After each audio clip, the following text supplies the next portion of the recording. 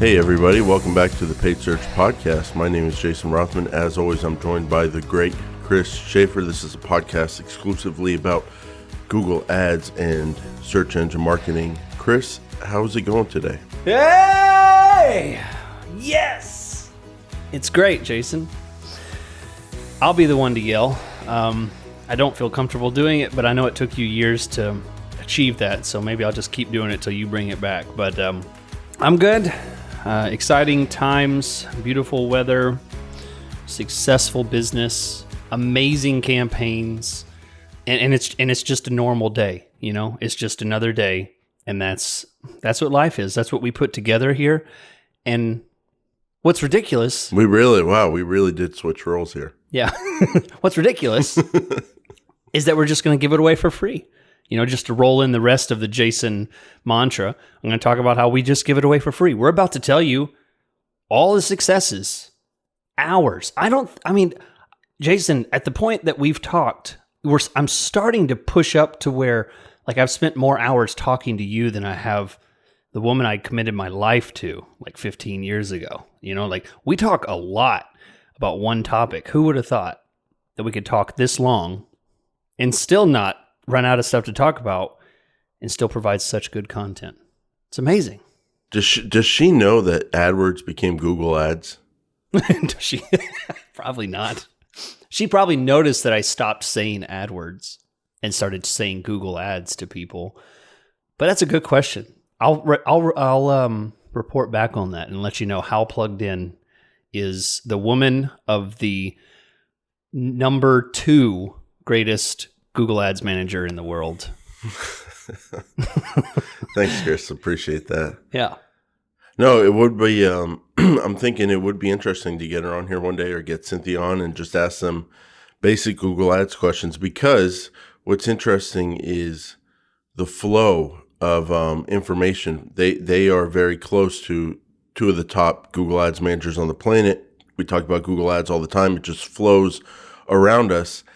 And even they might not fully understand the concepts possibly of bids and search terms. Because the reason I say that is because when you talk to business owners who are going to advertise on Google or who have been advertising on Google for 7 years with different agencies, a lot of people don't know the fundamentals, you know? Yeah. Are you telling me your whatever she is, that she... Sister. She's not whatever she is, because she's not my sister. So you can rule that one out, Chris. Okay. That's the one thing she's not. Your sister, your non-sister live-in partner. Can you tell me if she asks you, does she actually ask you about Google Ads? Does she sit more than 18 seconds and listen to something about Google Ads with you? No, we don't talk Google Ads particulars. We just make fun of you. Oh, well, I can imagine that. Yeah. You've alluded to that before. I just get back in. Chris said this. Chris said that. Wait, listen. This is what's going on with Chris. Let me rewind this podcast. Listen to how I made fun of Chris. He didn't even catch it. He said Louisville, and I just let him roll for 5 minutes and then corrected him. I know. You know, it would be a tough podcast to do if I had more pride, but I don't. So, Chris, I was listening to Adam Carolla yesterday, and he was talking about a story how he had a girlfriend who was in a sorority at a college when he was in his 20s, and he was not college material and didn't know about that world and stuff, but he was dating her. And one time he went to this party, and there were a bunch of frat guys there, and he met one of them and was talking with them, and this was in California. And the guy was like, yeah, family's out in Texas, and I came out here to go to school, blah, blah, blah.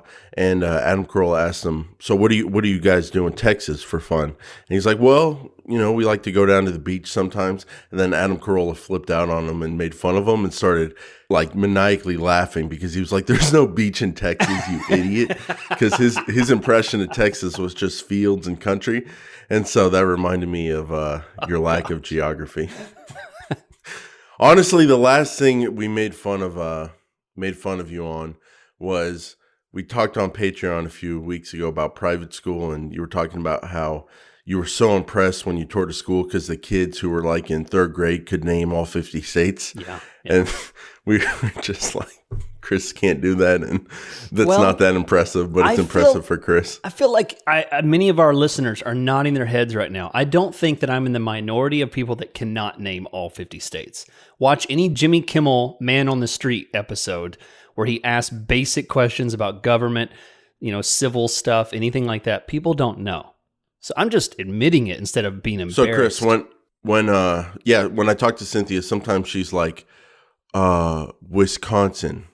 What time zone are they in? Where is that? And she has no idea that they're like due north of Oklahoma.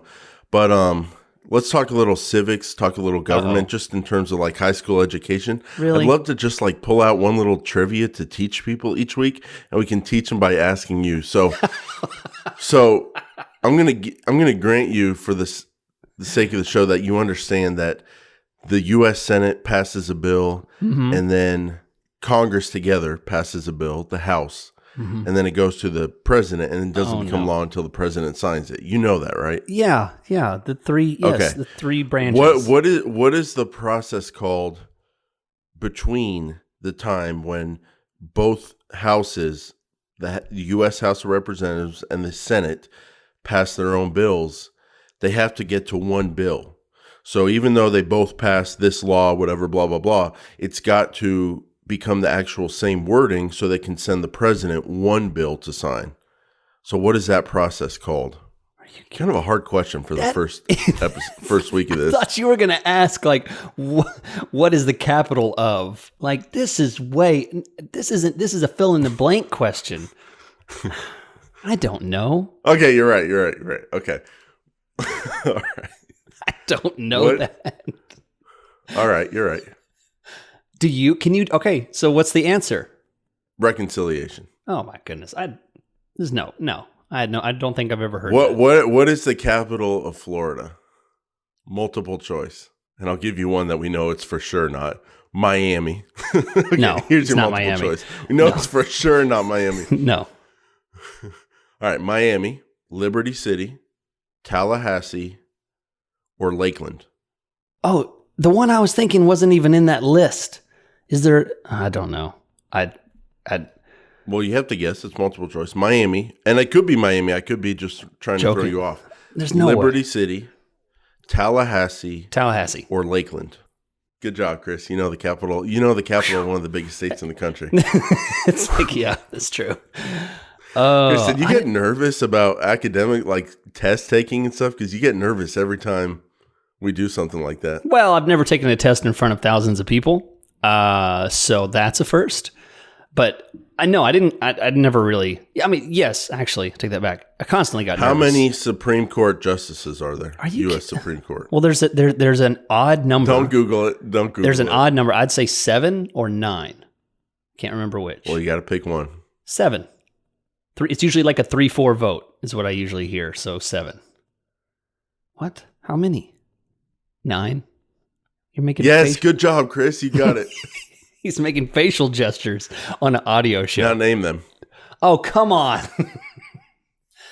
So Elena let me Kagan, tell you, Justice Sotomayor, Stephen Breyer, Alito, Roberts, Kavanaugh. Well, there's 9. Oh my God. Clarence Thomas. 2 more. And Ginsburg, Ruth Bader Ginsburg. And the last one, Neil Gorsuch. 9. 9 for 9. Wow.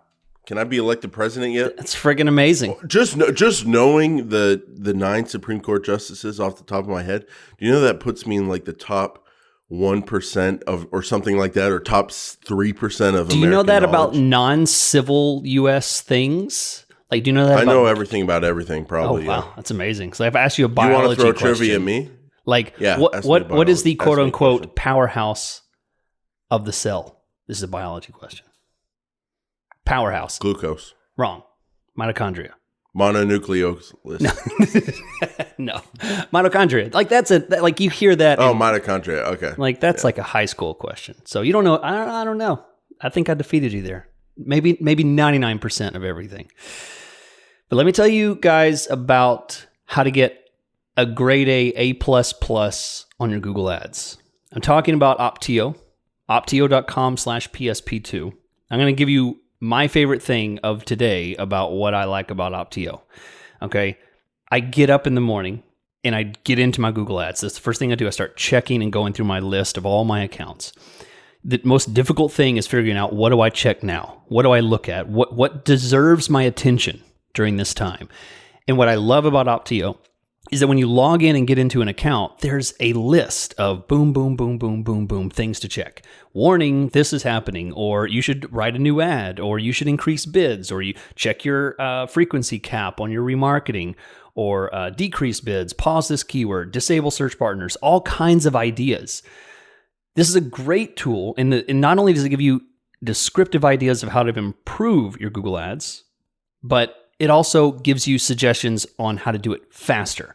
So this tool is not only designed to help you improve them, but to get it done faster. So this is a great tool, recommended for a long time. They've been a sponsor, and I know many of our listeners have tried it out and love it and are currently users of it. So you can join the cool group of people that use Optio, get things done faster in Google Ads. opteo.com/PSP2 for a 8-week free trial. Check them out, opteo.com/PSP2. Thanks, Chris. And I want to thank today's other sponsor, the Google Ad Strategy with Kyle Solarud podcast. You might be looking for a podcast about Google Ads. You might have not found it so far today. And if you're looking for a podcast about Google Ads, we want to recommend Google Ad Strategy with Kyle Solarud. Kyle Solarud, friend of the show, and you can find it on any podcast player that you use. One thing Kyle did with this podcast is he started by answering the most common questions about Google Ads. So if you go back and start with the first episode, you'll basically be getting a free intro to a Google Ads course within the first 30 episodes. Then, more recently, he's been interviewing other Google Ads experts and covering specific topics like Google Ads for e-commerce, Google Ads for dentists, and Google Ads for other types of local businesses. Wherever you're at with Google Ads, whether you're a beginner or an expert, we think you'll get a lot from Kyle's show. Again, Google Ad Strategy with Kyle Solarud. Search that on your podcast player.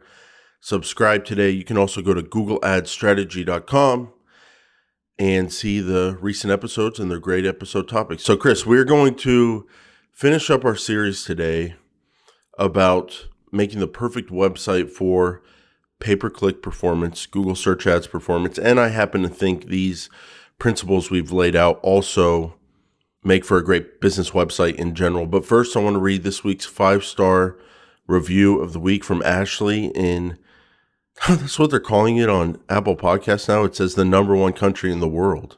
Oh, it says that. So and then in parentheses, it says United States of America. Oh, like so it's a little redundant. We all already know that. Obviously. But yeah, it says United States of America. So love that review. So 5 stars, great find, so helpful. I'm a newbie analyst for paid search, and things have been really tough due to COVID.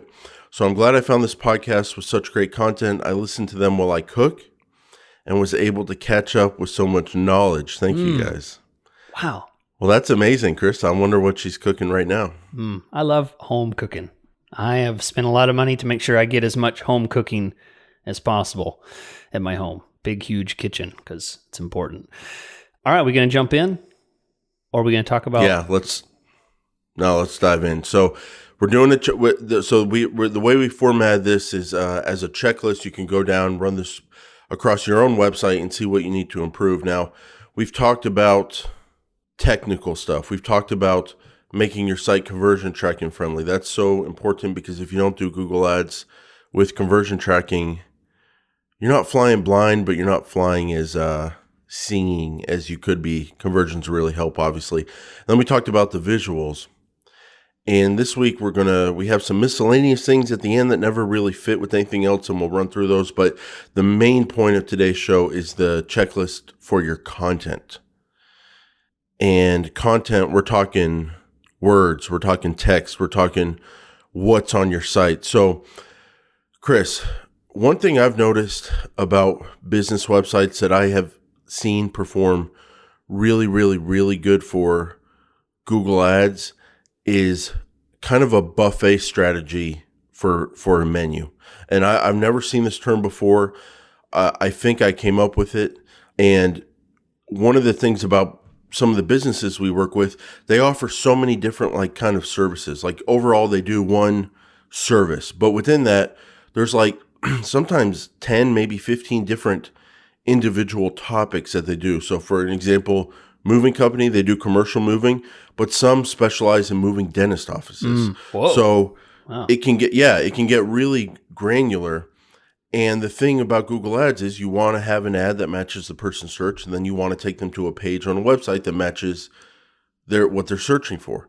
And so you can do that by having a ton of menu options. The problem is it's hard to get tons of menu options in a menu and still make it look good. So one thing that I've found that I like, maybe people out there don't like this, but I like it. I call it that buffet menu strategy, where you kind of have a main menu, but then somewhere else, maybe you have a secondary menu or even a menu under that, just different menus. So I guess my main kind of first item is whether you take people to those pages or not, you want to at least have them findable on the homepage, the different service pages that talk about what you're actually advertising for. I guess, Chris, if you could just speak to, put yourself in the position, you're making a Google Ads account, you've done everything, you're on the ads now, and do you know that feeling I'm talking about where you have different keywords and different ads, and then you go to the website and you're like, there's not really a good page that talks exactly about this, and I wish there was. Can you kind of speak to that? So, as you know, Jason and I agree on the way we build a campaign starts with an approach of a topical layout. So you have ad groups that have a certain topic. And one of the feelings that Jason's talking about is when you build something and you think, here's this little niche that I found. Someone's looking for this, but they also included this word. So this is a little bit of a spin, a topical spin on that. It's not just dentist, but it's pediatric dentistry. It's not just dentist, it's emergency dentistry. And these are very common, but those you often see. But I'm talking about even more specific stuff, that might be a dentist that specifically does bridges or, specific work. So open on Saturdays. Yeah, things like that. The best feeling is being able to build that campaign and being able to point someone to a page that focuses specifically on that. Now, I would preface this with the point that if you don't, much like what I do, I focus my services just on one thing and I do one thing only. So I wouldn't say this applies to everyone. If you don't really provide a different service for different people, different things, different solutions, it's all just one thing. Maybe this doesn't apply to you. So I'd say it's not for everyone, but in the vast majority of people, it's going to be advantageous for you to speak directly to the vertical, to the topic, to the subject of what you are advertising. And I would suggest it for people who are spending money on Google Ads. If you're spending money to bring people to your site, I think it's worth the investment of at least having some kind of divested approach instead of just pointing everything to one service and saying, yep, we do dentistry. Speaking to each individual subject is going to be much more powerful. It's a great feeling to be able to see on that page and know, when they do bridge, they have a special financing service that they do. When they have kids, they have TVs in the room. Like this imagery. And they take the insurance of this statewide, whatever the government healthcare is, so people know that they can get service there. And the thing that's difficult is how do you pack all those service pages? How do you pack all that information into a website and still make it look nice? That's not our job. We're just telling you that if you have a website with tons of information, it really helps the Google Ads Manager because now we have different options for our landing pages and also site links. But in terms of how to make that look nice, I don't know. You got to work with the web designer who knows how to pack a bunch in. Not on one page. The answer is not anchor text, where you point someone halfway down the page to an anchor text where it automatically scrolls to the children's dentistry. No, load times on those things are atrocious. I'm not talking about iframes or framing out one area and pointing them to that one frame. Individual pages within a website is what we're talking about. Yeah, and it gives us options to come up with different landing pages to use, and then it also allows us to use different site links, and even at the ad group level, and we can get very granular. That all helps, just so people can, if they maybe aren't working with the web designer and don't have that capability right now, Chris, one thing they can do is they can create these kind of pages almost as blog pages on their website, if that's a capability they have. And I've used blog pages as landing pages for ads before, if they're super relevant. The one thing you would want to keep in mind, and we talked about this with the making your website conversion tracking friendly, just because it's a blog page or a post that you made, it doesn't mean it has to be a block of content, paragraph style, thick paragraphs, and that's it. You can have a website where you have the phone number big on every page, where you have the lead form prominent above the fold on every page, and then you can make those blog pages more scannable, kind of like homepage content. I've seen that work well. So if you don't have that website capability with the website designer right now, but you can make blog pages, play around with that, test it out, and then you can judge the performance. One final thing, Chris, about having tons and tons of blog pages or service pages and figuring out a way to make your website functional with all those, it's great for remarketing. You can, and this is about making the perfect website for Google Ads. If you have individual links, individual pages or posts about certain topics, you can create remarketing audiences based on people who've seen those specific pages, and then you can create remarketing ads that speak to those pages. So if it's a commercial moving company, or if it's a moving company that does commercial and office moves as one of their services, you can create a custom remarketing list for only people that have seen the commercial page, and then you can hit them with ads that talk about your commercial office moving service. And so I've seen that lead to extremely solid results on remarketing. The reason why is because it's so relevant. You're remarketing to people who've been to your website who are interested in you, but on top of that, you're remarketing to the exact service that you know they were looking for. So the more pages you have, the more options you have. So Chris, next piece of content, business address. Do you like seeing business addresses on pages that you work with? I think business address is bare minimum. I think a mention of the fact that they are not not some kind of idea of a business. We're not an entity that has no shape or form. We're just on the internet. I don't think people feel comfortable with that. People like to know that you are based somewhere, because when you see things that, just we serve everyone all the time anywhere, it makes you think that it's some kind of conglomerate that's outsourcing things to multiple places. They don't really have a definitive set of things that they do. They're just a yes man kind of company. I like business address. This is what we do. We're located here. We may be located in this state, but we serve other areas. I make that same message on my website. I don't have a business address, so maybe you don't have to put a business address, but I think the idea is the message. The messaging is important. A lot of people work from home. Have agencies from home, services from home. They mow lawns, but they keep their lawnmowers at their house, and they don't want to put their house address on there. I'm not advocating house address on your website, but I am advocating pointing the fact that you're in this area and you service this area. That's the main content message that you want to convey. Well, I happen to think business addresses help quality score. Oh, really? Oh, I happen to think that. And you know what? It's a free country. I'm allowed to think what I want. And we talk about it all the time. Quality score, we don't know what's in it. It's a black box. We think we know click-through rate helps a ton. We obviously think we know having relevant keywords, relevant ads, and a relevant site help a ton. But the exact signals, no one knows outside of whoever knows it. I'm allowed to have an opinion. Yeah. I can, but I really believe that. I think there's something to. Now, here's the thing about quality score that's so tricky. Is there something in the algorithm code that says, oh, if we see a business address, give it 1/1000th of a bump in quality score?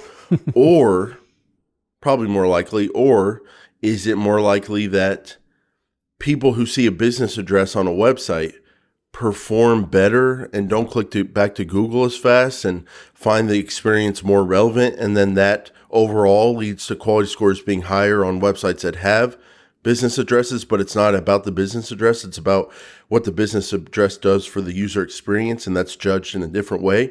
I think that's probably the case, but just to share some of my thinking about quality score, that's how I think about it. What's going to make the user experience better? And for me, when I'm dealing with a dentist, when I'm dealing with a moving company, a local business, I like seeing a business address. I like knowing they're anchored to the community that we do business in.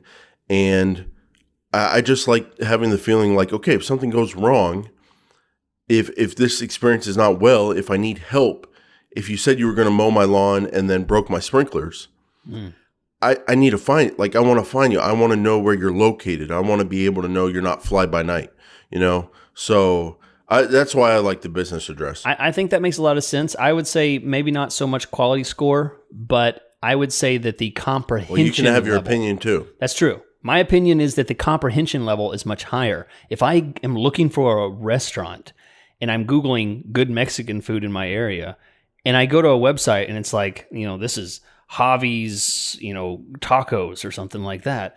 And I scroll through the whole site. Everything looks great, but I can't find where they're located. Like, I can't see the word, what city they're in. That drives me crazy. And I think that happens across all industries. So it's not so much, for me, not so much about quality score and what Google thinks, but it's more about the ability for a person to comprehend, okay, they're on this street in this city. I'm going to go see them. That's what's important. Well, that kind of ties into our next tip here, Chris. And this is, I like to say this, not every episode, but usually every other episode. If there's one tip in the history of the show that you listen to and that you find useful, this is the biggest tip I have. And I only say that about 2 times a month. So this one actually is huge, Chris. And it's like a light bulb moment tip that I give clients it's not even clients, it's just people that dangle a piece of business in front of me, and then I talk to them like an idiot on the phone. Give away everything. Valuable information. But is there anything better I could be doing on my website? Oh, yeah. Let me spend an hour telling you. Yeah. Or what really happens, Chris, is let me spend 30 seconds, but that 30 seconds is based on years and years of a crystal brain experiencing Google Ads and understanding it better than any human ever. And I'm able to give them the knowledge and information. It doesn't take an hour. I can see within seconds what's wrong with them. One of the biggest issues is headlines on the site. Yeah. They don't do two things. Well, they don't do one thing. They don't tell people they're in the right place. So there's a couple examples of that. One is like if you have a page on your website about grandparents' rights in a divorce, you have to have a headline that says that's what the page is about. Grandparents' rights attorney. You'd be surprised how many people don't have it. And a bigger issue is the geo. I see this with moving companies all the time. No, they have words like on their homepage, professional moving services, local business. They don't tell people what city they serve. And to me, that's one of the biggest things. You get to a website, you do a search, moving companies, Oklahoma City. If I go to a website and it just says, we're great movers in business for 10 years, it's not as strong as saying, serving Oklahoma City for 10 years. There's something about saying the city name that you do business in, the major metro. And I see it every week. So many people don't take the time to look at their website from the perspective of someone who has no idea who they are. And so that comes across in the lack of descriptive headline language. Let me lay it out like this to be very clear. What Jason's talking about is if you are an attorney that does grandparents' rights and you don't put grandparents' rights attorney or attorney for grandparents' rights, what I often see people do is they think, well, it has the word grandparents in it. They think that's what's important. And the headline they'll put is, you love your grandparent, or you love your grandkids, or aren't grandkids important, or, make sure you protect your family, stuff like that. It's this emotional pull. I think over time I've become more and more adverse to an emotional headline. I don't like them. I don't think they convey the message, and they convey the number one thing that you talked about, letting people know that they are in the right place at the right time.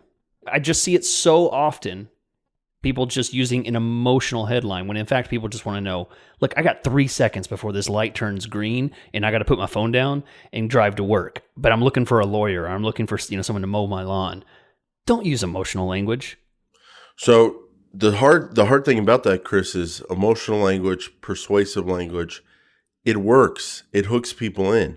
And so to me, it's walking a balance of like, you do have to let people know they're in the right place. Because the analogy I would use, or the metaphor, is if you're in a rough part of town and you come across a person who looks like a ghost with horrible teeth, and it turns out they look like that because they're high on methamphetamines. Okay. And they pull out a switchblade. Wow. And they say, give me your money, because they need money for drugs because they're addicted. So everyone that wants to legalize all drugs, you may want to think about opioids and methamphetamine before you decide to do that, because people get addicted to them. It changes their brains, and then they're willing to commit crimes and stab people to get money to fuel their drug habit. So you may want to think about that when you're 15 years old and want to talk about politics with me at Thanksgiving dinner.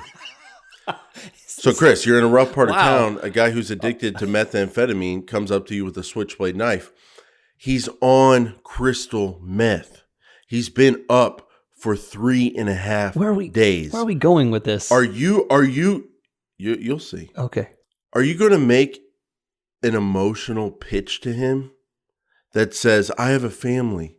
Please, we're both humans. Can't you see the good in me? Don't stab me for money. I'll help you. Let's go get help. Let's go get you treatment. Let's turn around your life.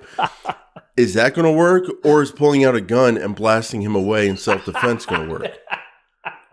Right? Here's the metaphor. Here's the metaphor.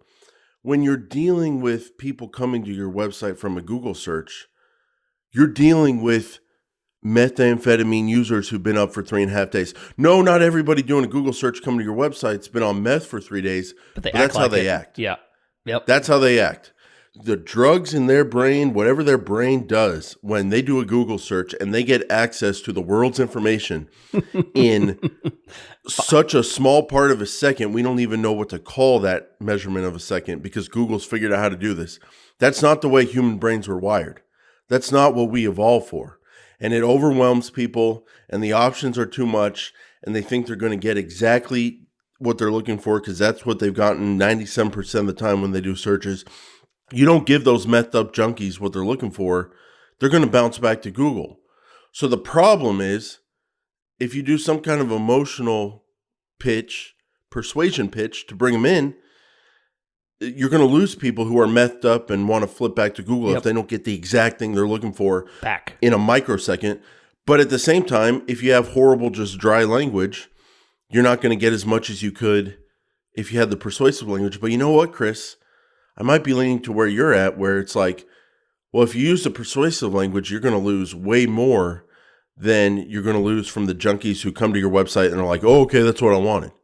So I think for Google searches, straightforward language really does help. Maybe the thing is like a headline, straightforward language, a sub-headline, some kind of emotional pitch. Sure. Maybe the thing is like a headline, straightforward language, an image, some kind of emotional pitch. But yeah, I would lean towards where you're at with those headlines. You're getting traffic from Google Ads. Make those headlines clear. Let the people know they're in the right place as fast as possible. They're not doing searches because they feel like they're in a good place. You know, they already understand the emotion. They understand that they have a problem. You know, they're looking to solve their problem. They already understand the emotion. You don't have to explain that. Listen, you let the pest issue get so bad you're having to call pest control because your wife is mad at you this morning because there was a cockroach in her bedroom. You know, like right, and you told her you would handle it 2 weeks ago, and you didn't. We know. You don't have to show me. Now the pressure's building up. The upset wife yelling at the husband in the picture. You know, like, I already feel that. That was literally my morning. You know, so that didn't happen to me. I'm not self-reflecting. Don't look at me like that. Chris, yeah. So this next one, Chris, what I like seeing on the website in terms of content, now we're talking persuasion, now we're talking selling and stuff. I really like when businesses I work with explain. Yes, I like a little what you were just talking about. I like when they kind of meet where the person's at in terms of matching, that they understand they have a problem. But what I really like seeing is when they explain the value that they can add to the search user who has the problem. So grandparents' rights attorney, they can put on that content page all the ways that they can help grandparents get what they want to get done, which is access to their grandchildren. And they can use examples of how they've done that in the past. They can explain different laws in their state that most people don't know about. And so I like when people explain the value that they add, because to me, what that does as a Google Ads manager, I think that increases the conversion rate. So you go from the step of someone doing a search, the ad matches the search, that's under our control. Mm-hmm. The content on the page matches the search. That's us helping the client with their headlines and stuff. From there, it's up to the search user. Now we have to have them do something for us, and that's fill out a form or call in. And how do we get them to do that? Well, you have to prove to them that you can help them. And so that's how I would be thinking about my content when I'm thinking of a business website. How can I explain to that search user how I can help them and make it worth their while to convert, to do what I need them to do, to call in or fill out a lead form? Because so many websites I work with are so dry, Chris. They don't tell people how they can help people. Yeah. It's not that I'm against anything beyond just blatant facts. I think the value, I love bullet points, explaining what the actual service is, literally what they get. When you call me, this is what I will do. You will get a call back. You will then see me every week after that. I'll come and I will do this and make sure all your plants are watered, like literally explaining the value that they're adding. I love that in a bullet point. That's some of the most successful clients that I see is when they go the extra mile to explain exactly what this service looks like, what this product does for them, what this professional service is, and how it applies to this legal matter or something like that. I mean, there's all kinds of ways to do it, but yeah, and that bullet point is very readable and easily scannable.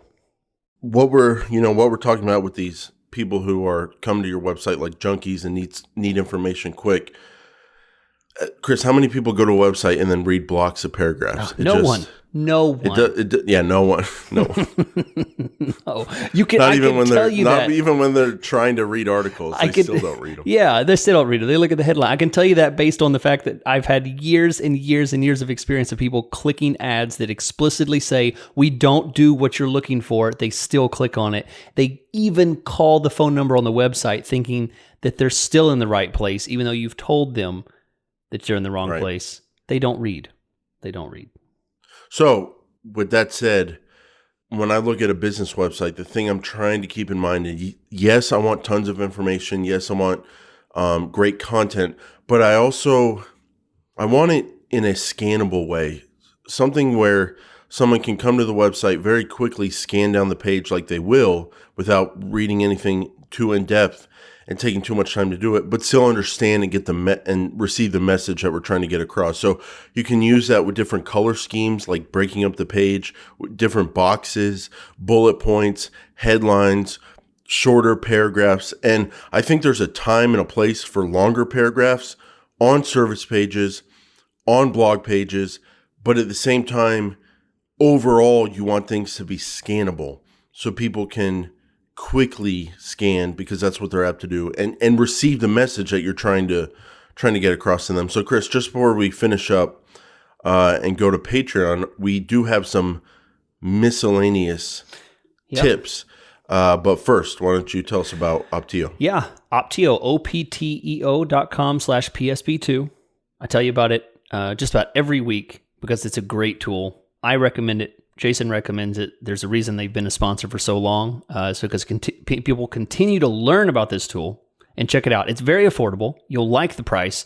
In fact, you might be surprised to learn that it's entirely free for 8 weeks. You can try it and improve your campaigns. Listen, You guys just got through COVID, lockdown. You just got out of your house and you're trying to scramble and get more clients for your Google Ads management, for your PPC management. You have different things.